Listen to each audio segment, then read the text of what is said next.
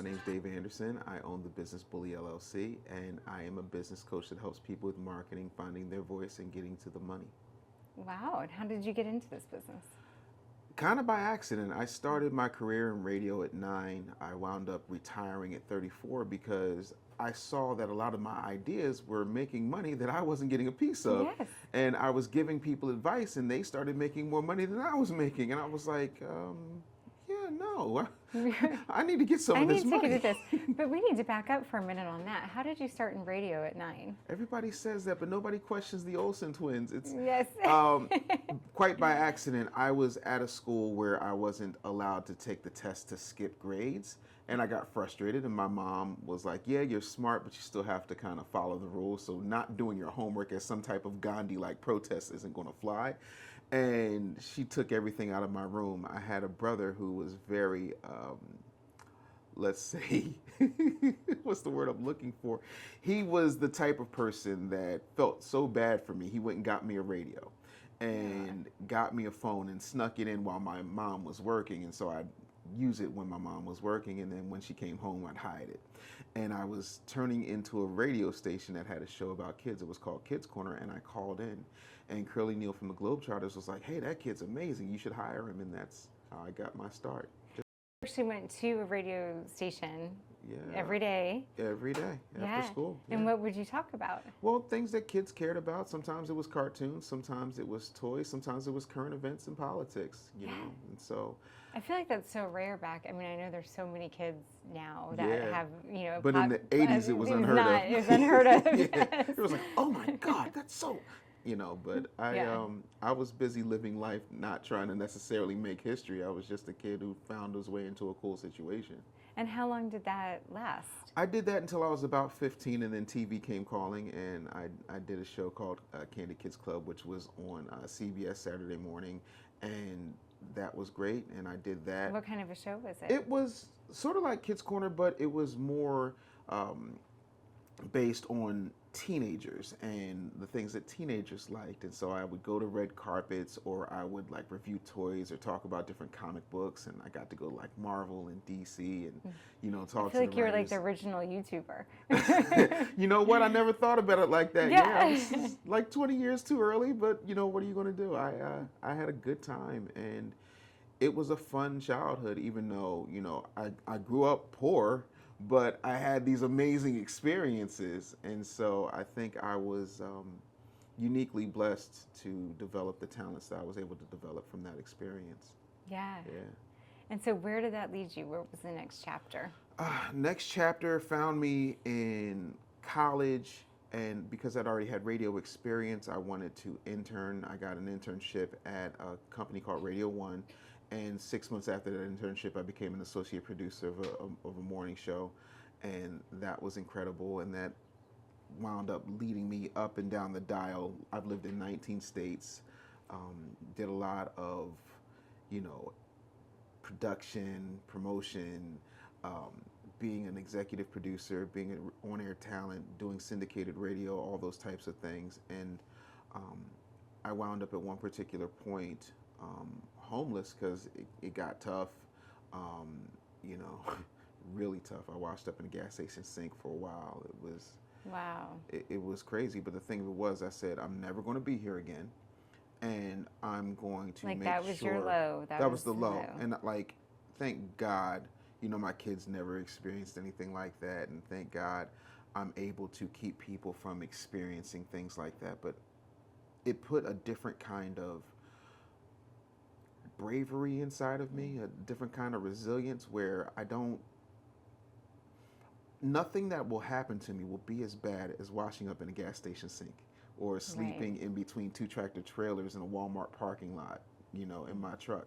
And so when you realize that your rock bottom can never possibly happen, the only thing you focus on is how to get further up and how to move in a more positive direction. And that's what I do. I'm not saying that things are roses in springtime all the time, but I will say that problems have solutions, and they're not met with complaining. You know, you got to find a way to make it work. And if it's not that bad, you don't really have a problem. You have an issue that needs to be solved. And so how did you find your way out of that? My brother, again. Yeah. It's always my brother. Sounds like he was a good protector. He was. He was a cop. He was my hero. He's an amazing guy. And he was like, where are you living right now? And I was like, well, I'm kind of sleeping in my truck. And he said, and I could literally feel him jumping through the phone like, if you don't get your behind home. He didn't say behind. I'm sure. I wound up staying in his garage until I got myself together. And, I started working and really writing my books and figuring things out. And slowly but surely, compound interest over time, I was able to do quite well for myself, Yeah. But And how many books do you have under your belt? 22. 22 books. Yes. That No, I is can't name them all. What are they all about? 21 of them are about business and sales and marketing and resilience and empowerment. I wrote one book that was like a novella, and I realized that, I'm not a fiction writer. Your really, facts. I'm really good at facts. Yeah. Fiction, not so much. So, for me, I think a lot of times people just kept asking me questions about what things they should do, how they should move, how I'm able to just go and do things without perceived fear. And I said, I'm just going to write a book about it, and so. Yeah. I was going to ask you what inspired you to write those books. Yeah, it's different things. Sometimes I see people do things that are just completely ridiculously stupid, and I'm like, you have no common sense. Oh, common sense ain't common. There's a book. Yeah. And then there were people who would come to me all the time, Mr. Anderson, I can't sell like you. Like, I don't have that thing where I'm charming and have the gift of gab and da da da da da da da. And selling is slimy and it's deceptive. And I said, oh, okay. Who's the least slimy, deceptive person in history? Oh, Jesus. So I write a book on how to sell like Jesus would. And I wrote a book called Sell It Like Jesus. It's my best seller out of my best sellers. And I try to find ways to turn what people say on its head and go out factually and prove them wrong or show them that it can be done if they're willing to do it. We live in a microwave society now. Everybody wants everything right now. Everybody wants the reward, but nobody wants to put in the work. Very few people want to put in the work. Everybody wants to go to heaven, but nobody wants to die to get there. And Right. I'm at a point in my life where I want to show you that it's possible. What you do now that you know it's possible is completely on you, but you can't say that you weren't exposed to the possibilities. Oh, I like that. That you can't deny that you had opportunities in front of you and you chose not to take them, Yeah, right? absolutely. Everything's an opportunity. Yeah. Right? I got really depressed from being homeless and dealing with what happens in the entertainment industry and just what happens in society with people. Sometimes people get hurt down on their luck, whatever the case may be, and people don't understand how hard it is to get out of that. And I'm my mom's child, so I ate my feelings and I ballooned up to 561 pounds. Wow. Yeah, everybody says Yeah. and, I'm 249 now. And I'm smaller than I was my freshman year of college. How does that feel? Weird. Yeah. Like, I look in the mirror, I'm like, who is that guy? Do I have a man bun? What is happening? What is going on here? Like, Yes. I'm going to Target and getting a shirt and not trying it on. Yes. So it's little things, Simple things that people take for granted. And I tell people all the time, feeling normal is a superpower. We downplay normal because we see people do extraordinary things, or we love superhero movies, and we don't realize that being a normal man or being a normal woman is a phenomenal achievement. Yes. Not having to worry about all the things that come with disease, with obesity, with addictions, whether that's food addiction like I had, or opioid addiction, or alcohol or drug addiction. There's so many things to just feel nothing that Yeah. need to be celebrated that grossly go uncelebrated. Yeah. And so I'm like, I've literally lost 2.5 human beings. There's nothing that we can't do. Right. We're in the greatest era in human history. We have the most knowledge, we have the most resources, we have the most people. Do you know what happens when you get a bunch of people in the room? Chaos if it's not organized. But what can happen is people can get in touch with what can be the best version of themselves You know, you can't really see things clearly when you're in the frame. And so I'm a big believer that if we focus on being solution oriented, not trying to fix everything for everybody, but being who you are and then surrounding you with people who specialize in the things that you're not good at, you can be phenomenal. You can achieve those things that feel impossible. You can pull yourself up by the bootstraps, even though I don't like the term. Yeah. I think that there's a lot that can happen if we just give in to our possibilities. Well, it sounds like you've done just that. Like you've brought yourself from a really bad situation into bettering yourself in your life and for yourself and for your family, right? Yeah. So you're doing public speaking engagements Yes. now. Tell me about that. Where do you speak and what kind of things are you speaking about? What kind of businesses are you targeting? Right. Tell me a little bit about that. Sure. I primarily speak to sales organizations, corporations. I do some colleges and universities, but I talk about the limits we put on ourselves before we start. I have a 9-year-old. Her name is Devlin, and we recently Beautiful found out. name. Yeah, it's a Gaelic name. It means strong and fierce, and she is every bit of that. But here's the funny thing. When you have a young child, you tend to watch their entertainment because they take over the TV and they take over the radio. Yeah. And one day we're watching Trolls and I just start bawling, crying. And my wife and my daughter go, "What's going on? Why are you crying?" And I said, "That is what everybody does." So there's a scene in the movie where the Bergen or the troll, the ogre is in love with the king, but she's a scullery maid, and she's like, "Well, no, he's not going to look at me." And the trolls say, "Well, we can make you a jumpsuit." And she's like, "Well, what good is a jumping suit if I don't have good hair?" They're like, "We're trolls, we can make hair." "Yeah, but I don't know what to say." For every solution, she found another problem, but she desperately desired to have the attention of the king. And what happens in society is we have a desire, but our problems and our negative self-talk outrule the exploration of the possibilities of what it takes to make that happen. And it gave me just immense sadness. And like, you shouldn't cry at a kids movie, but it wasn't about the kids movie. It was about, this is what we do, and how many people are dying from an unlived life. Right. You know, and for You me, probably got upset because of what message that was sending to your daughter. yeah, Right? I'm like, yeah, no, you can't go around. It's okay to have a complaint. It's okay to have a problem. But what's your solution? And so many people have this cathartic mentality that all they want to do is complain about it, but they don't ever want it solved. A lot of people don't want their problem solved. I would agree with that. They just want to complain about the problem. And I'm like, no, you can complain a little bit. That's okay. It's just like you see these movies, right, where somebody comes and he's like a killer and he lays waste to people. And he's like, "I'm going to give you 3 days to mourn your dead."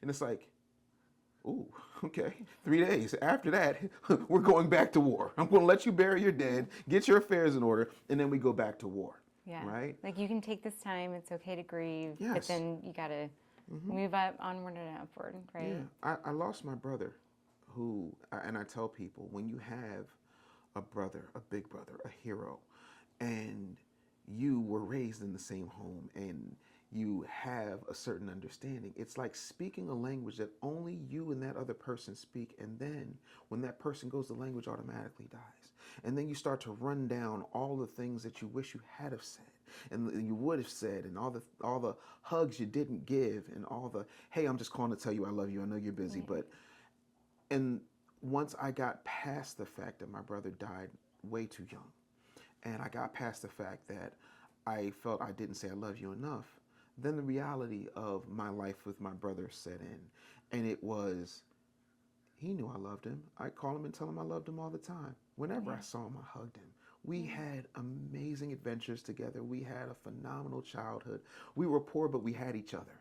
Yeah. And it sounds like he was a great influence on your life. he is, I tell people all the time that in order to build up a level of confidence, I was cosplaying my brother for the first 18 years of my life because that was my example. He wasn't afraid of anything. He was charming. He knew how to talk to people. And until my belief in myself kicked in, I took my brother's belief in me and the example that he led by being who he was. And I think that's how you learn. And my brother wouldn't want me sitting around crying about it. He would want me to go out here and thrive. And that Right. was the thing. Like, I would do something amazing. Like, hey, I'm on CNN. He was like, oh, that's cool. But you did that already. What's next? And I'm like, Right. but the rest of the world's like, yo, CNN. Yeah. He's like, so what So else you got? what are you going to do next? You know, and Yeah. that's the thing. He never let me settle. And if anything, just as a business coach, as a speaker, as a tribute to my brother, I never let anybody settle for one little victory when there's so many more victories to have. And the reason I know there's so many more victories to have is because, Donna, you're not dead yet. That Thank means goodness. no, absolutely. I'm sure your husbands and your husband and your kids will be devastated. Whew. But the truth of the matter is there's more to be done. There is. And we have to go after it because this life is a gift and we don't know how long we have. But in the time that we have, we got to maximize it. Does that mean there's some days where you just throw in the towel and lay on the couch? Absolutely. Yep. But 9 times out of 10, you need to be after it Yeah. because your destiny is tied to a whole bunch of people you will never meet who are going to use your example as the example of what's possible for them. And you're doing them and God a disservice by not showing up. And that's what I talk about when I talk to audiences of all sizes. When I talk about how to close a deal, when I inspire people to reach down deep and sell more when they don't think that they can. I want people to understand that possibilities are endless and excuses are finite. Oh, I like that. Yeah. Very well said.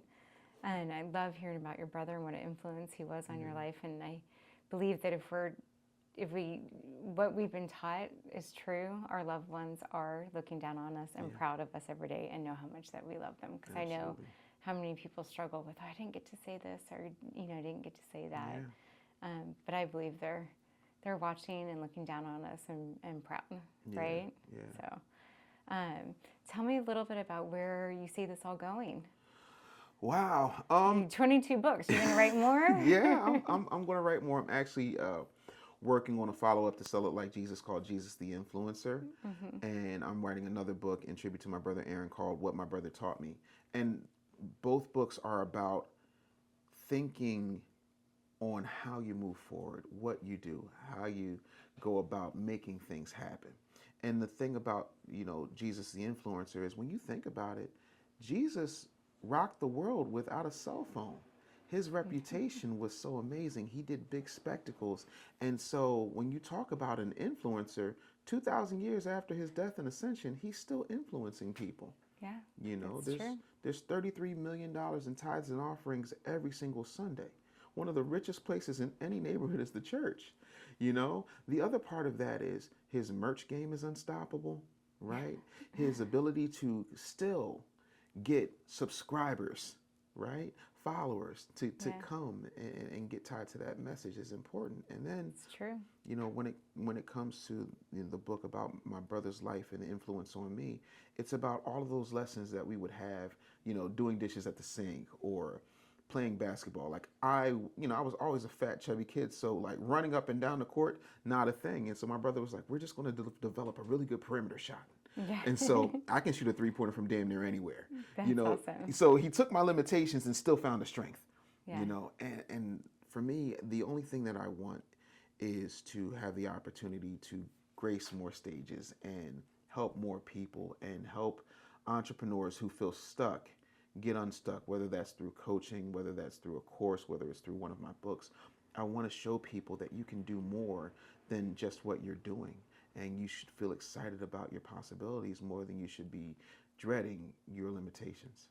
I love that. Yeah. I was just going to ask you as we wrap up here, are there any last parting words you'd like to leave us with, a mantra that you live by? You've already given us so much great advice. I think the main thing for me is no matter whether you're black, white, male, female, gay, straight, whatever you believe, the truth about life that unites us all is that no one's getting out of it alive. You got to die to leave here. But what will you leave from living? What are you doing with your life? Are you happy? Are you looking at your life and saying, wow, I'm making an impact. I am doing the things that I've always wanted to do. If you get up every morning, every Monday morning, the heart attack rates rise. between 6 o'clock and 9 because people are going to jobs that they hate. Mm. I never wanted to be a person that went to a job that he hated. When something is no longer fun to me, I ain't doing it.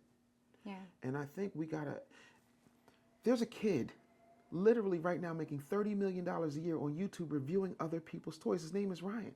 He doesn't manufacture anything. So if an 8-year-old kid, I think he's 12 now, I don't know how old he is, but he's still much younger than everybody in this room. If this kid can make 30 million reviewing toys, there's no limit to what you can do. So you don't have the right to be miserable when you can make a choice. You just gotta stop being scared. Yes, it's scary. No, it's not easy. Yes, it's going to take work. Yes, you will fail. There's no such thing as a fail-free life, right?